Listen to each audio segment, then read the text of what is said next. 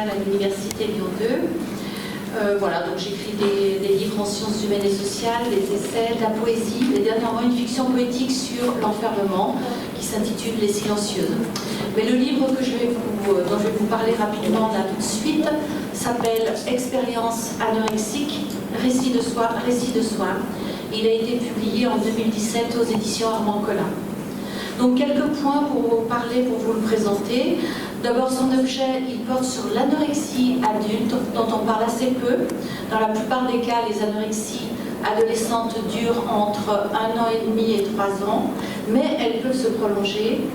Et le temps va chroniciser considérablement les symptômes, les aggraver, les verrouiller même, et surtout, il va favoriser leur intégration dans la vie des sujets, c'est-à-dire les automatiser.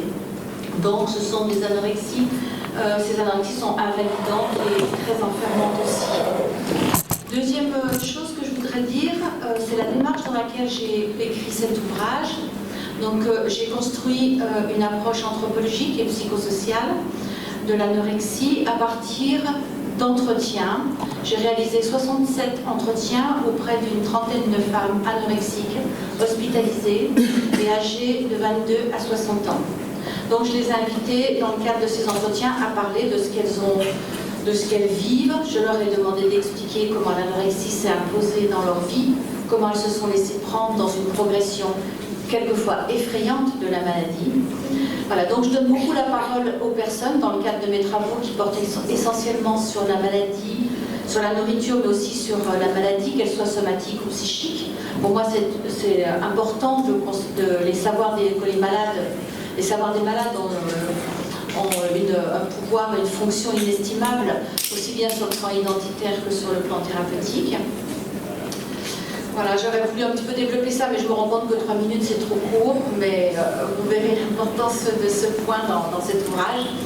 Alors, qu'est-ce qu'elles nous ont dit? Elles sont allées très loin dans leurs propos, donc j'ai pu pénétrer dans leur monde, dont elles m'ont donné seulement quelques-unes des clés. Elles ont raconté avec beaucoup d'importance, beaucoup de force, minutieusement, leur obstination à m'écrire, à faire disparaître leur corps, dans une confrontation quelquefois très troublante avec la mort, avec le vide.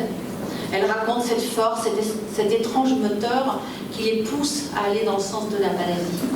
Elles racontent les voix qui les habitent, qui les colonisent, jusqu'à ce que certaines d'entre elles se sont prêtes à un moment donné à se détacher de la maladie. C'est toujours très douloureux. Juste un message de ce livre: l'anorexie n'est pas qu'un dysfonctionnement ou un dérèglement. Ce n'est pas qu'une question alimentaire.